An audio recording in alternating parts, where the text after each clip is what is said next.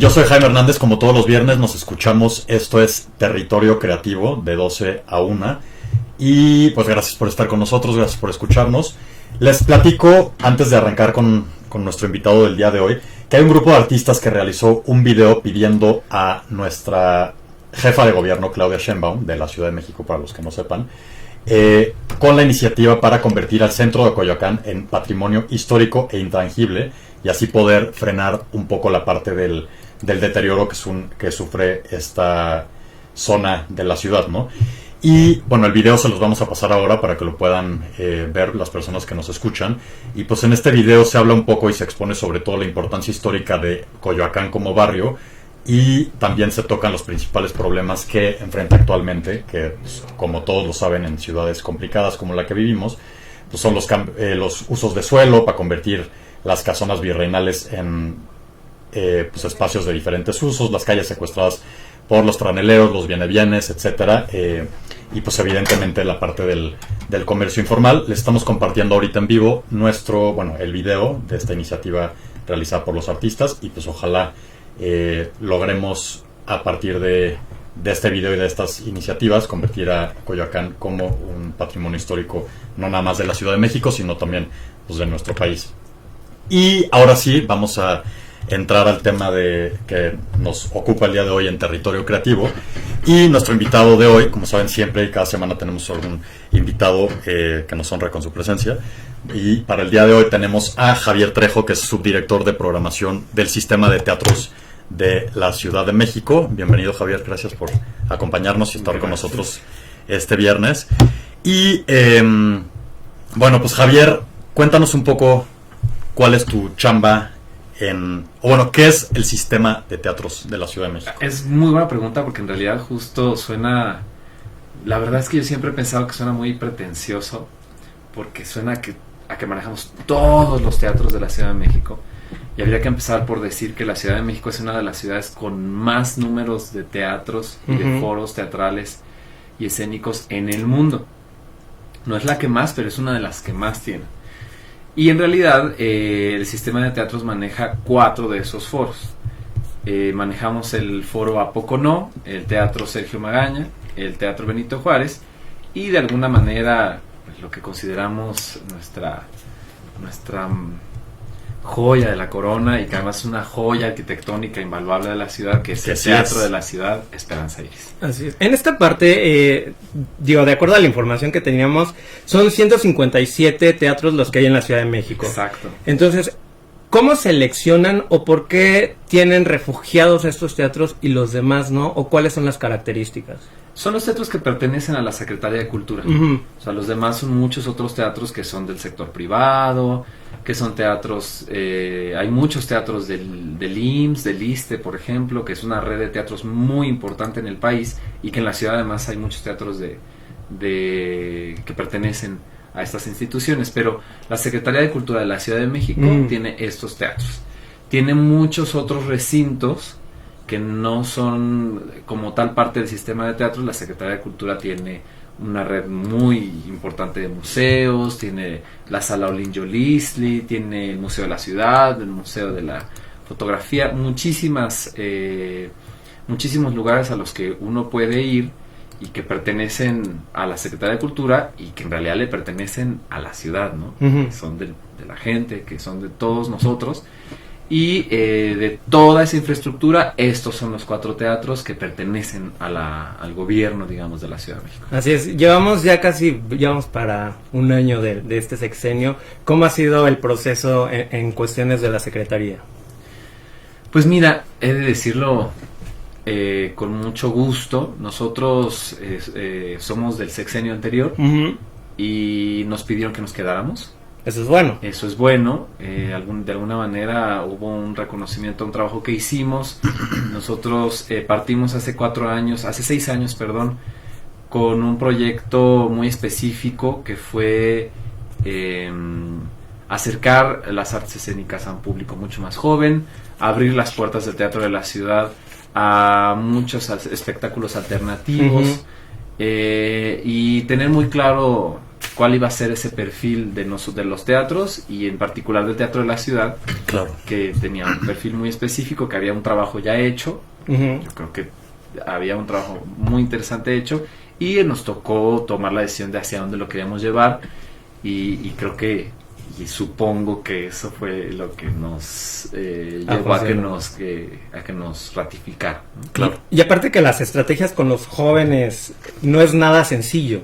Entonces, ¿cómo cautivar y cómo trabajar esta parte, sobre todo para acercarte a los nuevos jóvenes en una situación donde precisamente hoy y en esta era donde estamos manejando los millennials, no le invierten tanto al consumo de estar físicamente en algún lugar, sino todo es virtual?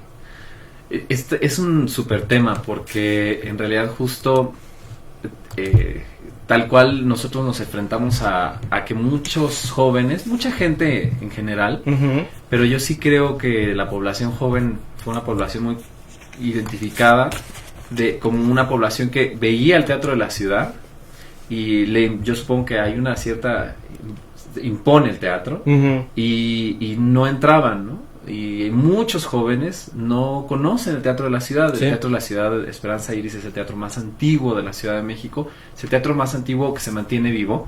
Hay otros teatros más antiguos, pero que tienen muchos años sin operar. Es un teatro muy bello, digo, no porque yo trabajé ahí, pero no me dejarán mentir. Es una joya de arte, Es una joya arquitectónica. hermosísima. Y entonces la gente se impacta de pronto de entrar y piensa justo, hay una asociación Uh-huh. de que ese tipo de lugares son solamente para cosas, para cierto tipo de cultura, para cierto tipo de espectáculos a los que ellos no pueden acceder.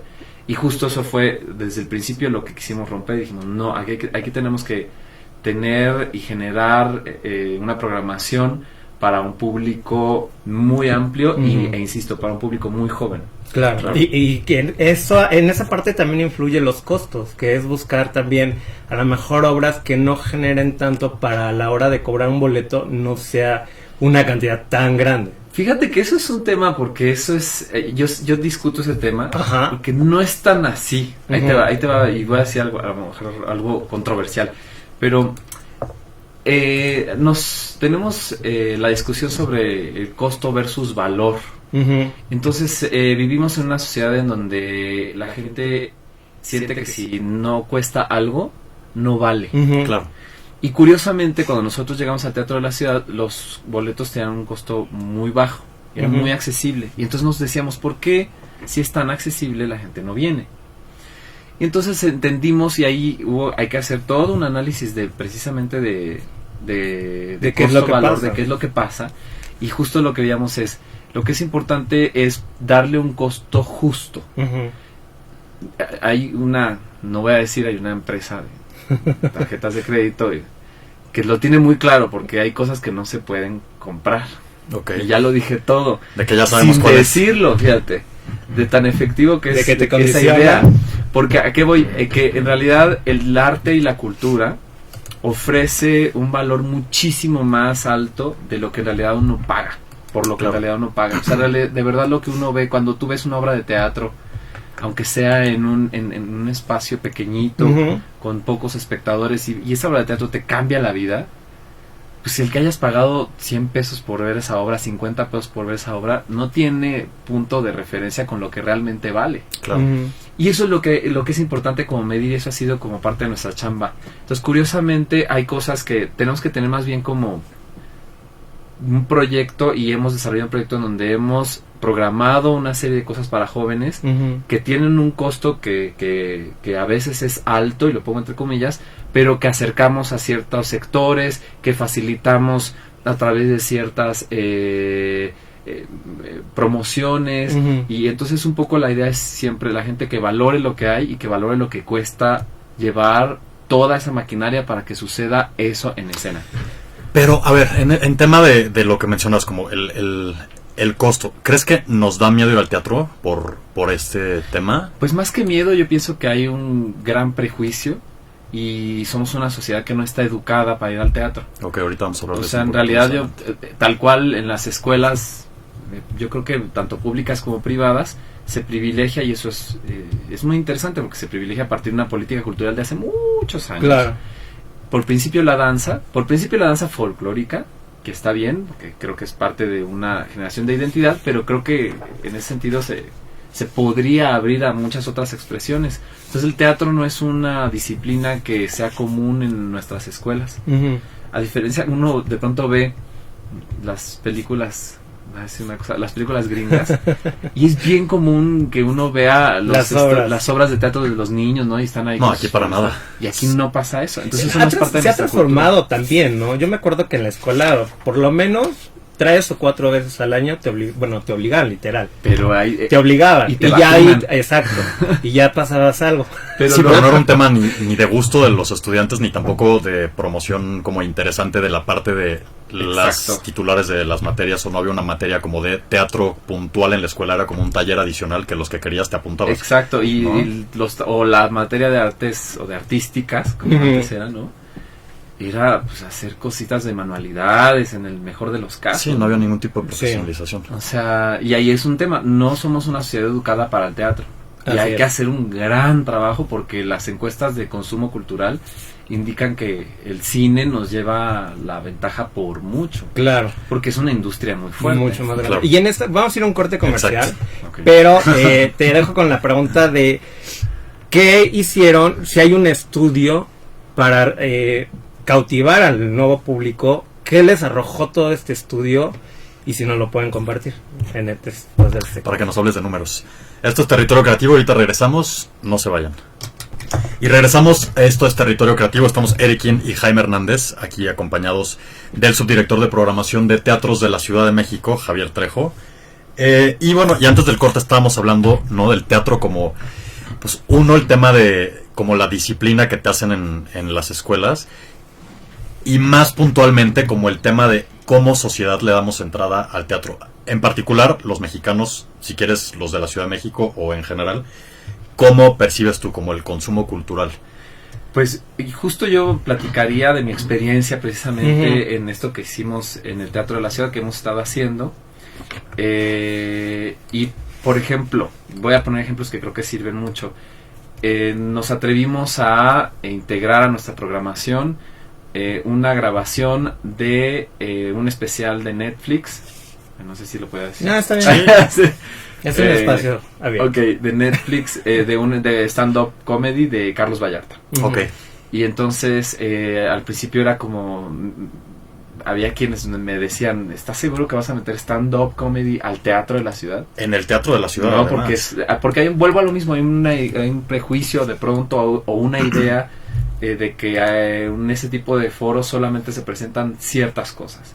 Y creo que lo importante era romper esa Esa barrera. Ujú. y a mí me importaba mucho que pudiéramos hacer este vínculo con Netflix porque lográbamos que llegara a un público mayor. O sea, la gente tiene acceso a ese especial en esa plataforma y tienen acceso al teatro. Claro. Y de alguna manera entonces se dan cuenta que no está tan mal ir a ese teatro. Entonces hemos tenido cosas como hemos tenido a la banda Bastón, por ejemplo, que es una banda de hip hop, y que también me decían, ¿cómo vas a meter hip hop al teatro?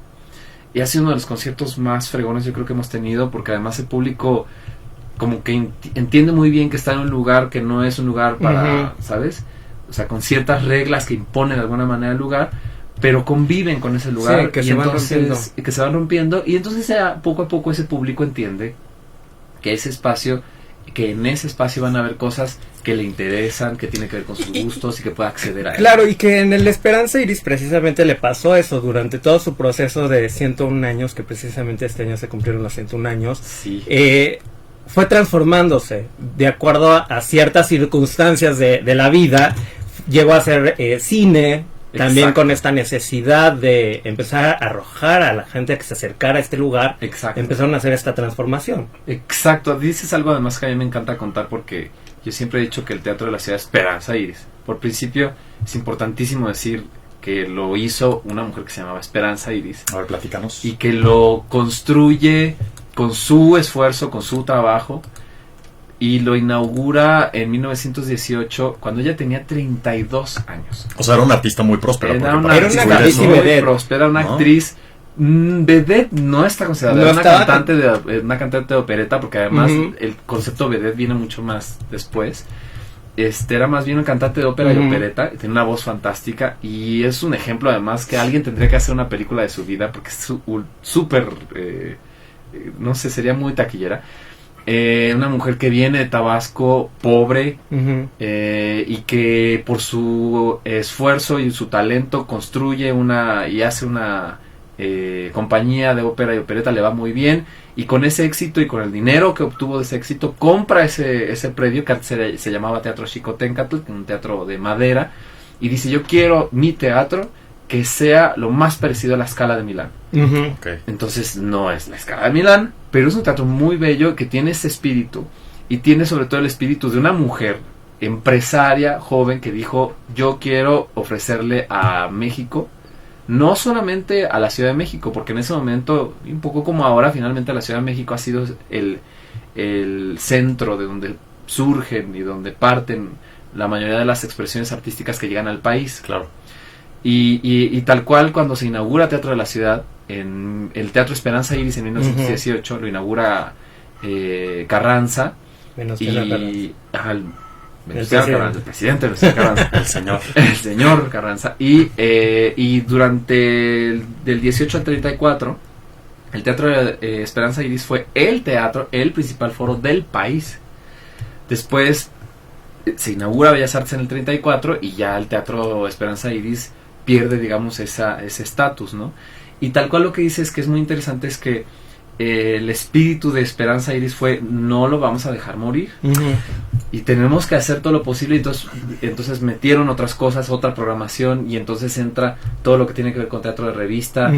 y entonces pisa el teatro Cantinflas, luego entonces se vuelve cine para volver también con el boom del cine, pues vamos a hacer cine. Luego en los 80s tiene un boom muy fuerte porque entra todo de alguna manera lo popular, Ujú. que es cuando tenemos todos los conciertos de la OTI, los concursos, Los de, la concursos OTI de la en OTI. el Teatro de la Ciudad. Que después Yuri los graba también Exacto. precisamente ahí. en Y el entonces teatro. ha habido de todo. Ha Ujú. habido lo que quieras, ha estado en el Teatro Hasta de la Jenny Ciudad. Rivera, que lo Ha mencionaba. estado Jenny Rivera. Está Estuvo ahí. ¿Cuándo es Estuvo que el teatro de ser un espacio privado, digo, ¿no? Ajá. Dirigido y la dueña, la señora Esperanza Iris, ¿cuándo es que pasa a ser posesión del gobierno de la ciudad o de la Sí. entidad que hoy en día es la dueña? Sí, no tengo la verdad el dato exacto para no mentirles, pero si no me equivoco es en los años 60 Ujú. que ya hay un momento en donde el teatro muere Esperanza Iris y el teatro sí cae en el abandono, y el departamento del Distrito Federal, ¿no? El entonces De aquel Distrito Federal, entonces. lo compra, busca a los herederos de Esperanza y compra todas sus partes, y cambia su nombre a Teatro de la Ciudad. Ujú. Ok, correcto.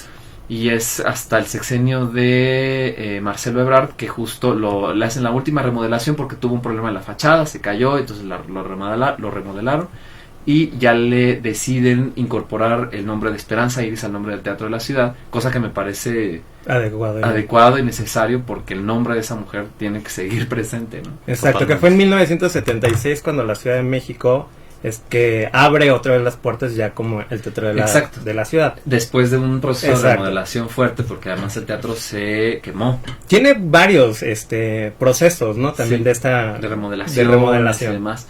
Pero sí, el último es en el de Ebrard, y ya con el nuevo nombre.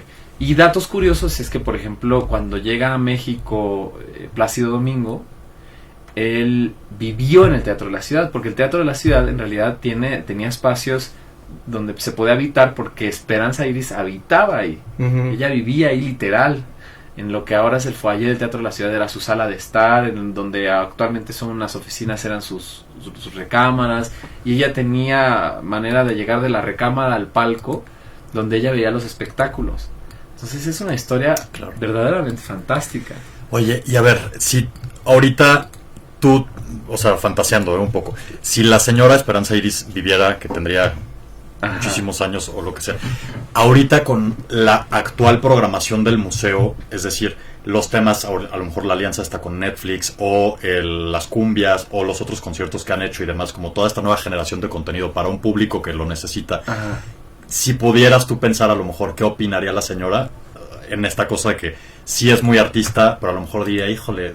No, yo creo que o estaría le daría un encantada. infarto, estaría Yo creo que encantada. estaría encantada porque creo que, mira, ella terminó sus días haciendo proyectos comunitarios en Lecumberri, porque al final de su vida su esposo, que es otra historia, terminó en la cárcel en Lecumberri. ¿Era actor también o no? No, su esposo, el último que tuvo fue un empresario que hizo unas jugadas ahí extrañas que no hay que hablar mal de nadie, pero terminó en Lecumberri.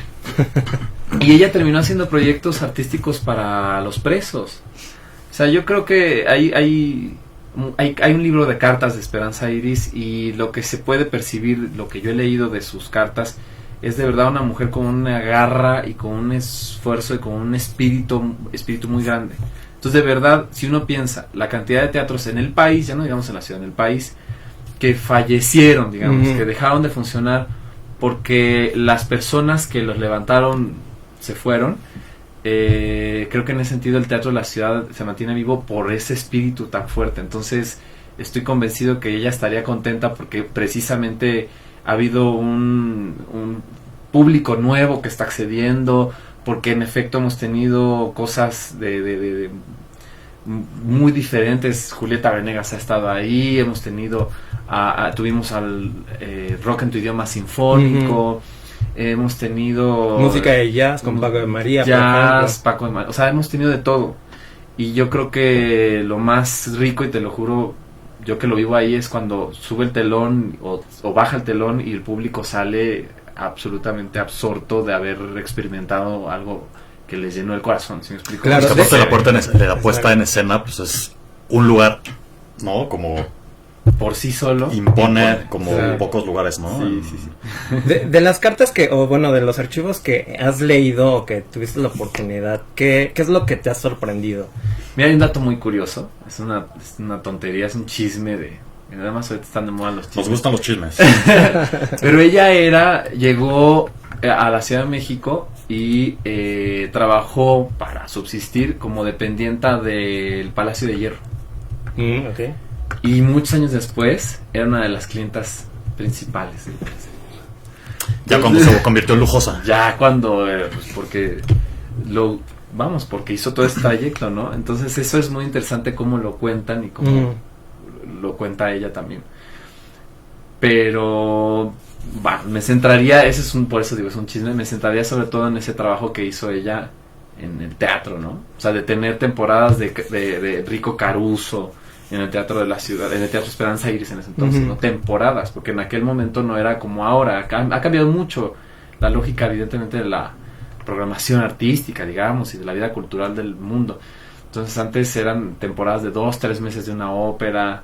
Todavía hasta los 80s uno veía temporadas de Tania Libertad, temporadas, ¿no? De Nacha Guevara, que es una gran cantante argentina que, por cierto, vamos a tener en septiembre, que regresa a México después de muchos años de no estar, y que precisamente regresa al Teatro de la Ciudad, que fue uno de los primeros lugares en donde llegó, si no es que al primero al que llegó, y que tenía temporadas de 2-3 meses.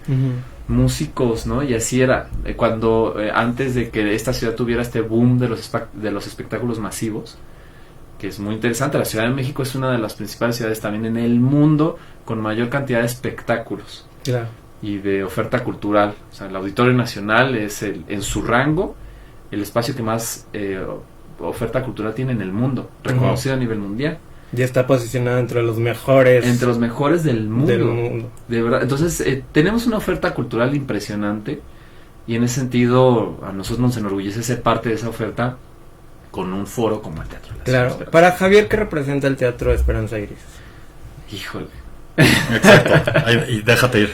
No, pues es mi casa, es mi segundo hogar, porque además nosotros llegamos ahí a trabajar, estamos todo el día ahí, trabajamos ahí, tenemos el privilegio de trabajar ahí, y nos quedamos a disfrutar de nuestro trabajo, o sea, a ver lo que programamos, además que es parte de mi trabajo.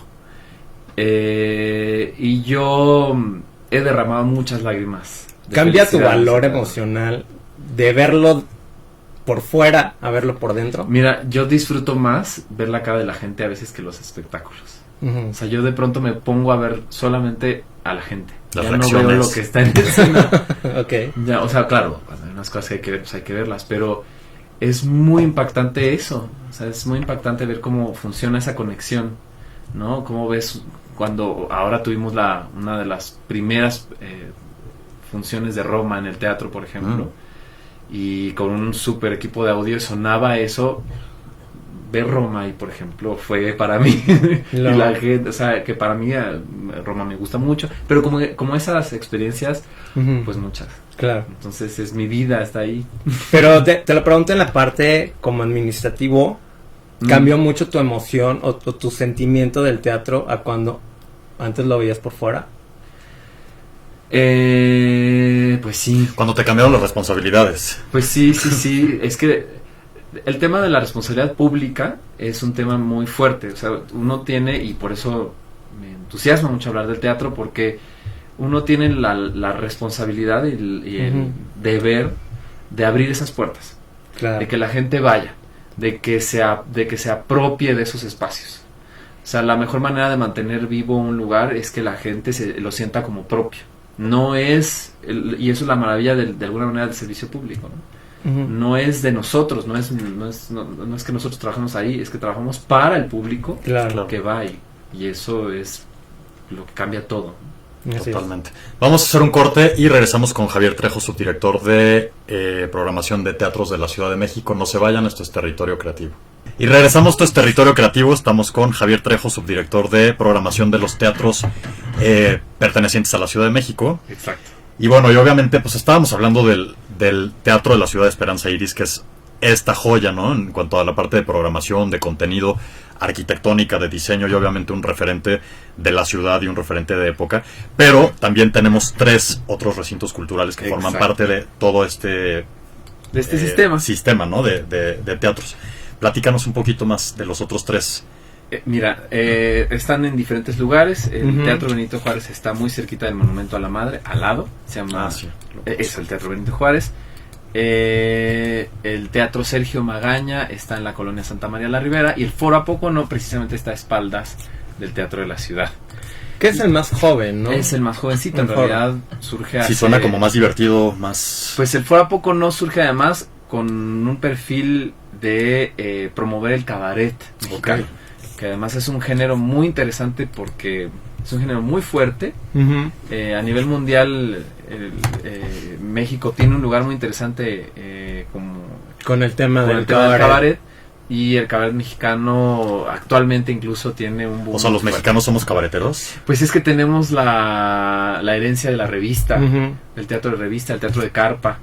Entonces tenemos una herencia muy interesante de un tipo de cabaret que no es igual que el cabaret alemán. Es una cosa muy sofisticada, es muy distinto. Hay muchas cosas que se vinculan, pero en ese sentido tenemos una necesidad de hablar de lo político, de hacer sátira política, de hablar de nuestra situación, de reírnos de nuestra situación. Creo que eso ha generado que el cabaret prolifere en nuestro país y sobre todo en esta ciudad de una manera muy fuerte.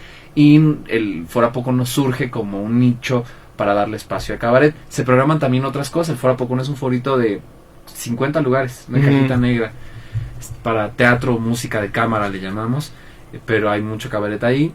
Incluso llegan a hacer teatro en corto, bueno, es formatos de mini teatro, obras de teatro. No, fíjate que no.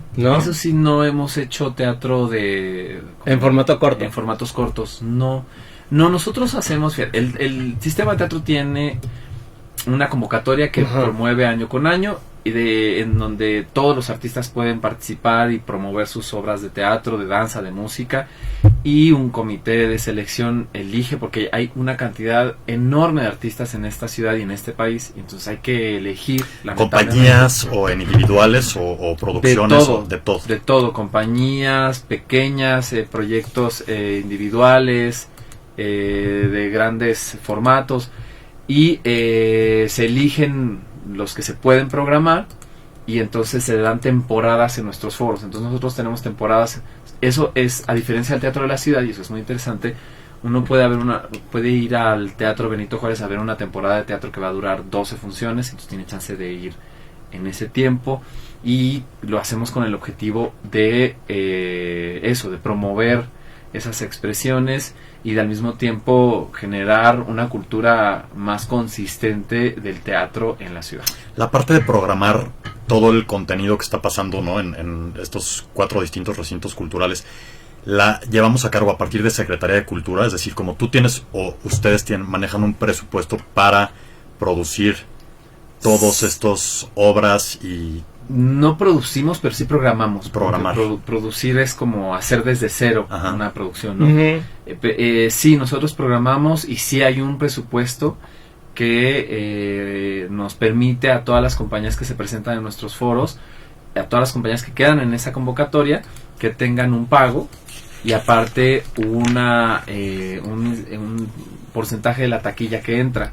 Es muy importante este tema de la taquilla, por lo que hablábamos antes del tema del costo-valor, porque sí es importante que la gente pague por ver teatro para que se cumpla el ciclo, en donde el artista hace su trabajo y ve remunerado su trabajo con el público que va y paga y se sienta y paga. ¿Pero cuánto cuesta promedio un ticket? Los boletos en el sistema de teatro son muy accesibles. En ese sentido, ahí es donde viene de alguna manera el subsidio del Estado. ¿Qué accesible es? Porque cuesta 150 pesos. En realidad cuesta 157 pesos.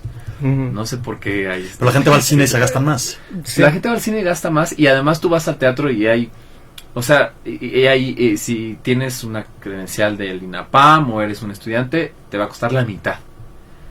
Y entonces yo pienso que no hay pretexto. En esta parte de lo de programación o programar las obras, muchos productores se han quejado de repente de pedir o que solicitan al gobierno que también los ayude un poquito en la cuestión de producción más allá de la programación. ¿Cómo ves esta situación? Porque también hay un estilo y afloje en cuestiones a ese tema.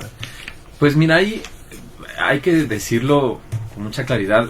México, el país, es uno de los países que más destina recursos a las artes. El FONCA es una de las instituciones más fuertes a nivel internacional, de verdad, de producción y de generación de proyectos artísticos.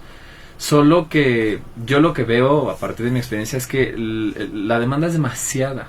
Somos un país muy grande, tenemos muchísima gente y tenemos un país lleno de artistas. O sea, el nivel teatral y la cantidad de espectáculos teatrales que hay, de verdad es uno de los más ricos en el mundo. Me encanta decirlo porque no nos la creemos. No sabemos dónde estamos parados de pronto. Y entonces eso tiene sus claroscuros. Y una oscuridad de eso es que de pronto no va a alcanzar. Es muy difícil. Nosotros, por ejemplo, tenemos un proyecto que es la convocatoria de dramaturgia. Vicente Leñero para jóvenes dramaturgos. Y el proyecto incluye que el ganador de esa obra, nosotros sí producimos esa obra. De cero así. De cero a totalmente. En realidad son montajes que están pensados para el foro a poco no, de pocos actores, de pequeño formato, para que sea viable. Y en ese sentido, yo creo que lo que ha pasado también a partir de esta naturaleza de la realidad económica del país, es que las producciones comienzan a buscar maneras de producirse autónomas y mucho más autosustentables, mucho más fáciles de mover, para poder tener movilidad en festivales nacionales e internacionales. O incluso también en la ciudad. Digo, hoy por hoy mucha gente en el teatro está un rato en el norte, luego se va al sur, luego se va al centro, y que esa es una dinámica que hoy en día a los teatros les ha funcionado. Exacto, y en ese sentido la ciudad tiene muchas instituciones públicas que sí aportan mucho. O sea, esa es de alguna manera la ventaja de estar en el centro, ¿no? Claro. Porque tienes la UNAM, tienes el Centro Cultural del Bosque, tienes la UAM, que bueno, ahorita está retomando sus actividades culturales después de que el Teatro Casa de la Paz lo cerraron, pero bueno, están reabriendo como sus actividades. Está el sistema de teatros. ¿Cuántas convocatorias les llegan? O sea, ¿cuántos artistas? Es alrededor de 500 proyectos llegan. Wow. Al año. Wow, es muchísimo. Y se programan alrededor de 90. O sea, queda una quinta parte o menos. ¿Y qué otros proyectos tenemos o sea, como adicionales al sistema de teatro? Las convocatorias, pero ¿qué otra? Por ejemplo, tenemos una convocatoria que sacamos hace poco, que es para crítica teatral. ¿Qué es? Que es que para fomentar la crítica profesional y no profesional. Entonces esa convocatoria, por ejemplo, lo que propone es que si tú eres teatrero, periodista y quieres ir al teatro y hacer una crítica de esa obra, pues la mandes y la publicamos en un medio de circulación nacional y hay un premio de dinero. Pero también puedes mandar un videoblog. Entonces tú puedes, en Argentina, por ejemplo, hay una crítica de teatro que Argentina es un país con una actividad teatral inmensa y Buenos Aires sobre todo. Uh-huh. Y ahí sí la interacción de la gente con sus teatros es muy grande y hay una mujer que se graba y es una youtubera, ¿no? Y hace su crítica de teatro. Y la gente la sigue. Y entonces queremos incentivar también eso, que la gente puede ser su propio crítico e ir al teatro. Entonces tenemos esta convocatoria, la convocatoria de dramaturgia. Y tenemos un proyecto que no tiene que ver con convocatorias, pero hacemos también teatro en plazas públicas. ¿Qué es lo de teatro en tu barrio o no? Teatro en tu barrio, teatro en plazas públicas, exacto. Y entonces, dentro de los grupos que seleccionamos en esta convocatoria, llevamos primero en una edición en el Festival del Centro Histórico, en conjunto con el festival, llevamos grupos de danza, teatro, música, circo, lo que sea, a las diferentes plazas del Centro Histórico. Y en la edición de la ciudad, llevamos a las 16 delegaciones teatro y hemos estado en tianguis, en mercados, en atrios de iglesias, en calles, en callejones, y es llevar ahí sí las propuestas escénicas a un público que más bien es ajeno y que no está acostumbrado. O sea, es llevar el teatro tal cual a la calle, al público que no está familiarizado. Exacto. O que no tiene a lo mejor pensado ir. Estoy en una plaza y se atravesó una obra de teatro, me voy a quedar y... Exacto, pero de teatro, de danza, de música. Hicimos el proyecto, el año pasado hicimos un proyecto que se volvió viral, así tremendo, que es el de ballet en los semáforos. Sí.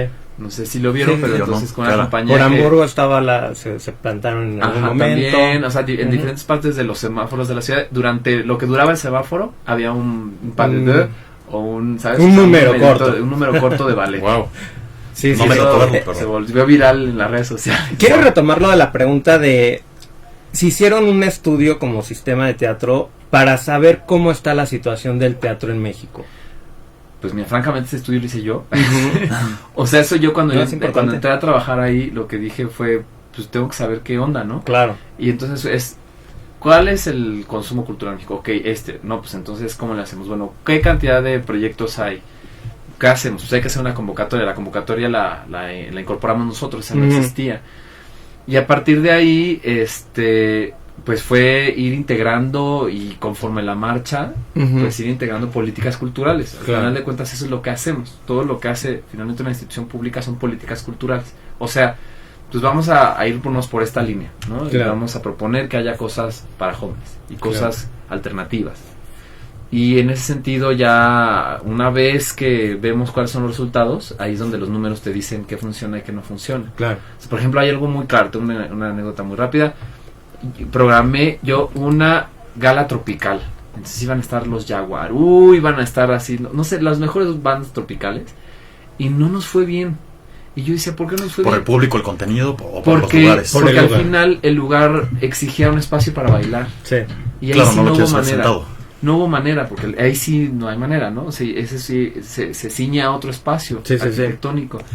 Pero nos dimos cuenta hasta que lo hicimos. Ya se nos está acabando el tiempo, pero no quiero perder la oportunidad de preguntarte sobre el impuesto sobre espectáculos públicos. Ha sido toda una controversia en relación a este 8%, que de acuerdo también al tipo de lugar, si son menos 100, no se les cobra.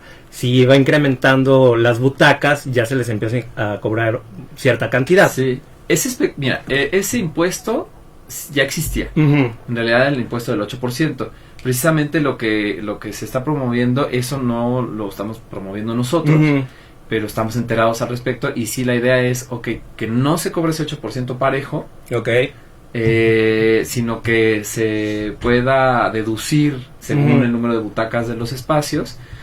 Y que los espacios más grandes y comerciales que tiene esta ciudad sí lo paguen. Es un tema que todavía está abierto y que seguramente hasta que no termine de asentarse, yo pienso que Claro.